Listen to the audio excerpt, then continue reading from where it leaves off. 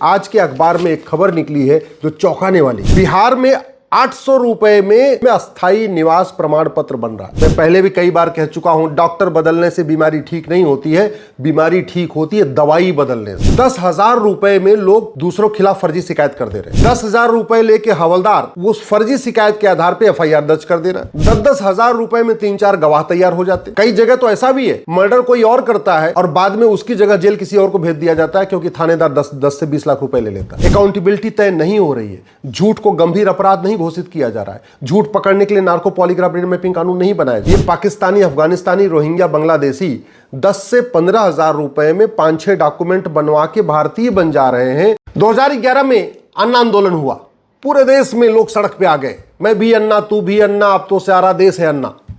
अन्ना आंदोलन के बाद लोकपाल एक्ट बना, केंद्र में लोकपाल अपॉइंट हो गए, सभी राज्यों में लोकायुक्त अपॉइंट हो गए। अन्ना आंदोलन के बाद एक पार्टी बनी, उसके बाद उस पार्टी की दिल्ली में सरकार बन गई, बाद में पंजाब में भी बन गई। आंदोलन के एक जो प्रमुख सिपाही थे वो 3 बार दिल्ली के मुख्यमंत्री बन गए और उनके जो चेले चपाटे थे बाकी जगह मंत्री सब बन गए। लेकिन सवाल यह है कि लोकपाल बनने से, लोकायुक्त बनाने से, लोकपाल के ऑफिस के ऊपर करोड़ों रुपए खर्च करने के बाद, लोकायुक्त ऑफिस के ऊपर करोड़ों रुपए खर्च करने के बाद क्या रत्ती भर भ्रष्टाचार खत्म हुआ है? क्या किसी एक राज्य में थोड़ा सा भी भ्रष्टाचार खत्म हुआ है क्या? मैं इसलिए पूछ रहा हूं क्योंकि आज के अखबार में एक खबर निकली है जो चौंकाने वाली है। बिहार में 800 रुपए में रेजिडेंस सर्टिफिकेट बन रहा है। 800 रुपए में अस्थायी निवास प्रमाण पत्र बन रहा है। 3,000 रुपए में EWS सर्टिफिकेट बन रहा है। 1,000 रुपए में आधार बन रहा है। 2,000 रुपए में राशन कार्ड बन रहा है। 3,000 रुपए में EWS सर्टिफिकेट बन रहा है। भारत का ऐसा कौन सा जिला है जहां पे फर्जीवाड़ा खत्म हो गया ये लोकपाल बनने के बाद और लोकायुक्त बनने के बाद? मैं पहले भी कई बार कह चुका हूं, डॉक्टर बदलने से बीमारी ठीक नहीं होती है, बीमारी ठीक होती है दवाई बदलने से। जब तक दवा नहीं बदलेगी, नियम कानून नहीं बदलेगा, तब तक रत्ती भर भ्रष्टाचार कम नहीं होगा। कोई भी सांसद बन जाए, कोई भी मंत्री बन जाए, कोई भी मुख्यमंत्री बन जाए, कोई भी राष्ट्रपति बन जाए, कोई भी उपराष्ट्रपति बन जाए, कोई भी CJI बन जाए, कोई हाईकोर्ट का जज बन जाए, एक रत्ती भर कम नहीं होगा। कोई DM बन जाए, कोई कलेक्टर बन जाए, लेकिन मैं गारंटी के साथ कहता हूं 1 साल के अंदर भारत जो है भ्रष्टाचार मुक्त हो जाएगा। 1 साल के अंदर जड़ से खत्म हो सकता है भ्रष्टाचार। अब आप सोचिए, 10,000 रुपए में लोग दूसरों के खिलाफ फर्जी शिकायत कर दे रहे हैं। 10,000 रुपए लेके हवलदार उस फर्जी शिकायत के आधार पर FIR दर्ज कर दे रहा है। 10,000 रुपए में 3-4 गवाह तैयार हो जाते। 50,000 रुपए के आसपास लेता है जो IO होता है, जो जांच करता है, वो चार्जशीट भी फाइल कर देता है। 1 लाख रुपए वकील लेता है, उसकी बहस कर देता है, और 4 से 5 लाख रुपए डिस्ट्रिक्ट कोर्ट के जज लेते हैं और फैसला कर देते हैं। यानी 10 लाख रुपए आप खर्च करिए, किसी की इज्जत मिट्टी में मिला दीजिए। 10 लाख रुपए खर्च करके आप किसी को भी चोर डिक्लेयर कर सकते हैं, किसी को भगोड़ा डिक्लेयर कर सकते हैं, किसी को डकैत डिक्लेयर कर सकते हैं, किसी को चेन स्नेचर डिक्लेयर कर सकते हैं। ये भारत में चल रहा है। कई जगह तो ऐसा भी है, मर्डर कोई और करता है और बाद में उसकी जगह जेल किसी और को भेज दिया जाता है, क्योंकि थानेदार 10 से 20 लाख रुपए ले लेता है। कई जगह ऐसा भी होता है, हत्या कोई एक्स करता है और उसी के नाम वाला दूसरे व्यक्ति के खिलाफ जेल में भेज के उसी की चार्जशीट फाइल कर देते हैं। 10-20 साल मुकदमा चलता है। जिसने हत्या किया वो तो कभी जेल गया नहीं, और जिसको फर्जी भेजा जेल में वो भी बाद में सबूत के अभाव में बरी हो गया। ये चल रहा है भारत में। और क्यों? क्योंकि हमने डॉक्टर तो बदले, यहां सांसद बदल रहे हैं, विधायक बदल रहे हैं, मंत्री बदल रहे हैं, कानून मंत्री बदल रहे हैं, राष्ट्रपति बदल रहे हैं, उपराष्ट्रपति बदल रहे हैं, हाई कोर्ट के जज बदल रहे हैं, सुप्रीम कोर्ट के जज बदल रहे हैं, कप्तान बदल रहे हैं, कलेक्टर बदल रहे हैं, सब कुछ बदल रहे हैं। लेकिन पुलिस सिस्टम नहीं बदल रहा है, जुडिशियल सिस्टम नहीं बदल रहा है, एडमिनिस्ट्रेटिव सिस्टम नहीं बदल रहा है।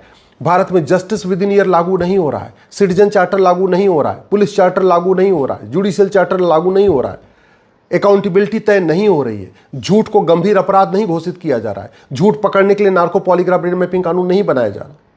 अब आप सोचिए, ये घुसपैठिए 1,000 रुपए में आधार बनवा लेते हैं, 1,000 रुपए में राशन कार्ड बनवा लेते हैं, 2,000 रुपए में बर्थ सर्टिफिकेट बनवा लेते हैं, 2,000 रुपए में अपना दूसरे और डॉक्यूमेंट, डोमिसाइल सर्टिफिकेट बनवा लेते हैं, निवास प्रमाण पत्र बनवा लेते हैं, 3,000 रुपए में ड्राइविंग लाइसेंस बनवा लेते हैं, 2,000 रुपए फिर देते हैं, उसके बाद वोटर आईडी में नाम जुड़वा लेते हैं, फिर जनधन खाता खुलवा लेते हैं, उसके बाद सारी योजनाओं का लाभ लेते हैं, मुद्रा लोन भी लेते हैं, मुफ्त में वजीफा भी लेते हैं, मुफ्त में जो कन्याओं के शादी के लिए पैसा आता है उसको भी लेते हैं, प्रधानमंत्री आवास लेते हैं। ये पाकिस्तानी, अफगानिस्तानी, रोहिंग्या, बांग्लादेशी 10 से 15 हज़ार रुपए में 5-6 डॉक्यूमेंट बनवा के भारतीय बन जा रहे हैं और उसके बाद साहब कम से कम साल में 4 से 5 लाख रुपए का फायदा उठा रहे हैं, मुफ्त में राशन ले रहे हैं, मुफ्त में सब कुछ लेते जा रहे हैं। क्यों ले रहे हैं? क्योंकि हमारा कानून घटिया है।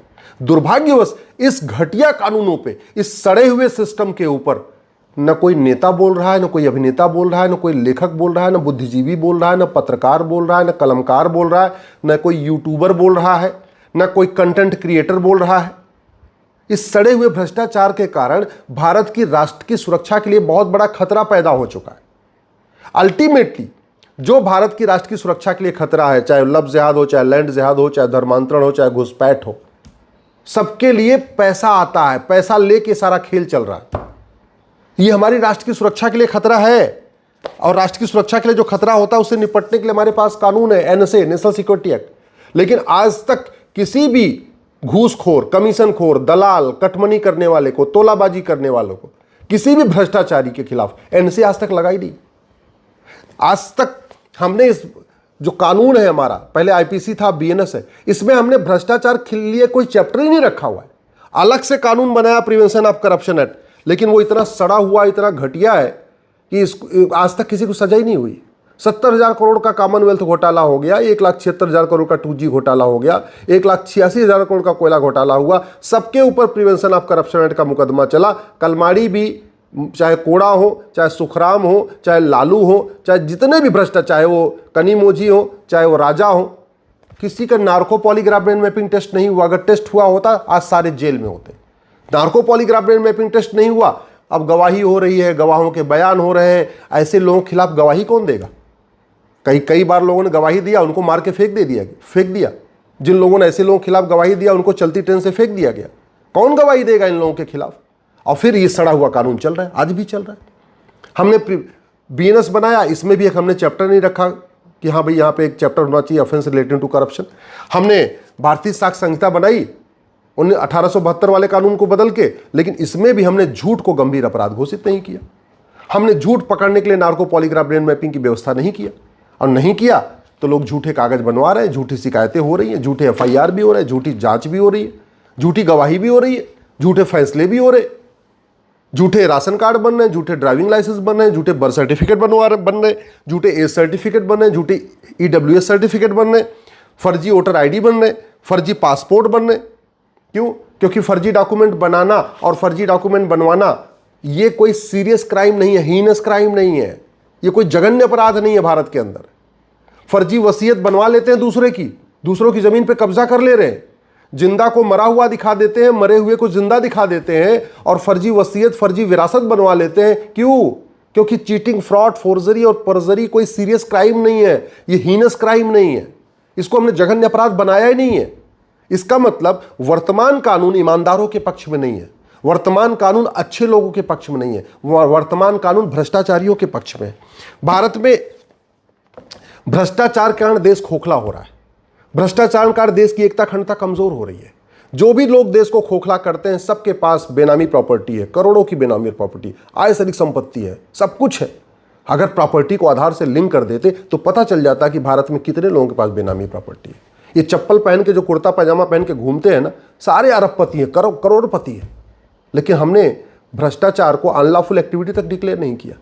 भ्रष्टाचार को न हमने राष्ट्र की सुरक्षा के लिए खतरा घोषित किया, न भ्रष्टाचार को अनलॉफुल एक्टिविटी डिक्लेयर किया, न भ्रष्टाचार को आज तक हमने ऑर्गेनाइज क्राइम डिक्लेयर किया, न उनकी, इसलिए न महाराष्ट्र में उनके ऊपर मकोका लगता है लुटेरों के ऊपर, न गुजरात में गुजकोका लगता है, न यूपी में गैंगस्टर एक्ट लगता है। आज तक किसी भ्रष्टाचारी की 100% प्रॉपर्टी जब्त नहीं हुई, आज तक किसी भ्रष्टाचारी की नागरिकता खत्म नहीं हुई। ये ब्लैक मनी का हमने कानून बनाया, ऐसा सड़ा हुआ कानून, दुनिया का सबसे सड़ा हुआ कानून। दुनिया के कई देशों में ब्लैक मनी वालों की 100% प्रॉपर्टी जब्त होती है, नागरिकता खत्म होती है, आजीवन कारावास, फांसी होती है। चीन में तो अपने कानून मंत्री को फांसी दे दिया। चीन में एक कंपनी के ठेकेदार ने 2 लाख युआन लिया था, अपने जो वेंडर था, जो कंपनी में माल सप्लाई करता था, सीधे उठा के फांसी दे दिया। ये होता है कानून की ताकत, इसलिए भ्रष्टाचार खत्म होता है। बातें करने से भ्रष्टाचार खत्म नहीं होता, तू मैं से नहीं होता। पूरा बेनामी लेन देन हो रहा है, सोने का बेनामी लेन देन, प्रॉपर्टी का बेनामी लेन देन, सब कुछ बेनामी चल रहा है। तहसील बेनामी का अड्डा बना हुआ है। तहसील बैनामा का अड्डा नहीं बना हुआ है, तहसील बेनामी प्रॉपर्टी का अड्डा बना हुआ है। लूट चल रही है, लेकिन इस कानून के बारे में कोई चर्चा नहीं। समाजवाद की बात होगी, अंबेडकरवाद की बात होगी, लोहियावाद की बात होगी, साम्यवाद की बात होगी, दुनिया भर की बतौलेबाजी होगी। भ्रष्टाचार के कारण कितना हवाला कारोबार चल रहा है। हवाला कारोबार के कारण भारत में वेजिंग वॉर चल रहा है।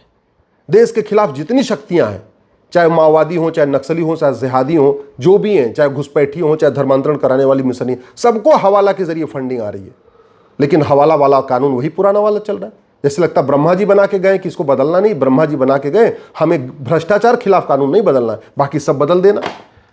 आज तक इतनी लूट हो चुकी है, अंग्रेजों से ज्यादा पिछले 50 साल में लूट हुई है, मुगलों से ज्यादा पिछले 50 साल में लूट हुई है।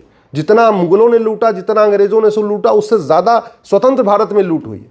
लेकिन किसी एक लुटेरे की नागरिकता खत्म नहीं हुई, किसी एक लुटेरे की 100% प्रॉपर्टी जब्त नहीं हुई, किसी एक लुटेरे को फांसी नहीं हुई। क्योंकि ना हमने पुलिस रिफॉर्म किया, 1861 वाला पुलिस एक्ट आज भी चल रहा है, ना हमने जुडिशियल रिफॉर्म किया, ना हमने टैक्स रिफॉर्म किया, ना हमने एडमिनिस्ट्रेटिव रिफॉर्म किया। कोई आदमी झूठ न बोल पाए, झूठ को हमने गंभीर अपराध घोषित नहीं किया, हमने कोई सिटीजन चार्टर लागू नहीं किया, भैया अगर तुम झूठा काम करोगे। ना हमने फर्जी डॉक्यूमेंट बनाने और बनवाने को गंभीर अपराध घोषित किया, ना हमने झूठ बोलने और झूठ बुलवाने को गंभीर अपराध घोषित किया, ना फर्जी एफआईआर करने और फर्जी एफआईआर करवाने को गंभीर अपराध घोषित किया, ना झूठी गवाही देने और झूठी गवाही दिलवाने को गंभीर अपराध घोषित किया, ना हमने फर्जी ये विरासत बनाने और बनवाने को गंभीर अपराध घोषित किया। कुछ भी नहीं किया, और फिर भी कहते हैं हमारा सारे जहां से अच्छा हिंदुस्तान हमारा। सवाल ये है, इन घटिया कानूनों के रहते हुए भारत विश्वगुरु बन पाएगा क्या? इन घटिया कानूनों के रहते हुए विकसित भारत बन पाएगा क्या? इन घटिया सड़ी हुई पुलिस व्यवस्था, प्रशासनिक व्यवस्था, न्यायिक व्यवस्था के रहते हुए भारत परम वैभव को प्राप्त होगा क्या? अगर हमें छत्रपति शिवाजी महाराज, रानी अहिल्याबाई होलकर का सपना साकार करना है तो हमें इन घटिया कानूनों को बदलना पड़ेगा। अगर बाबा साहब अम्बेडकर, गुरु गोलवलकर, वीर सावरकर जी का सपना साकार करना है तो इस घटिया सिस्टम को बदलना पड़ेगा, घटिया कानूनों को बदलना पड़ेगा। नहीं तो अगर ये नहीं बदलेंगे तो हम कितना भी कुछ भी कर लें, एक रत्ती भर भ्रष्टाचार खत्म नहीं होगा। न थाने का भ्रष्टाचार कम हुआ है, न तहसील का भ्रष्टाचार कम हुआ है, न जिले का भ्रष्टाचार कम हुआ है, न नगर निगम का भ्रष्टाचार कम हुआ है, न पीडब्ल्यूडी डिपार्टमेंट का भ्रष्टाचार कम हुआ है, न एजुकेशन डिपार्टमेंट का भ्रष्टाचार कम हुआ है, न हेल्थ डिपार्टमेंट का भ्रष्टाचार कम हुआ है, न रेलवे का भ्रष्टाचार कम हुआ है। एक भी डिपार्टमेंट का रत्ती भर भ्रष्टाचार कम नहीं हुआ है, एक भी जिले में रत्ती भर भ्रष्टाचार कम नहीं हुआ है। किसी की सरकार हो, कोई भी सांसद हो, कोई भी मुख्यमंत्री हो, कोई भी विधायक हो, कुछ फर्क नहीं पड़ रहा है। क्यों? क्योंकि कानून वही घटिया चल रहे हैं जो पहले चल रहे हैं। सच टॉक का ये वीडियो आप लोगों को कैसा लगा कमेंट करके जरूर बताएं। साथ ही साथ अपने दोस्तों से शेयर करना इस वीडियो को ना भूलें। और हमारा 25 लाख का परिवार फेसबुक पे है, फॉलो बटन पे क्लिक करके जो है आप उससे जुड़ सकते हैं।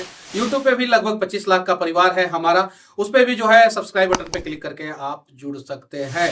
साथ ही साथ इंस्टाग्राम और ट्विटर पे भी जो है आप फॉलो करना ना भूलें, तब जाके जो है आपको वीडियो का नोटिफिकेशन सबसे पहले मिलेगा। जय हिंद।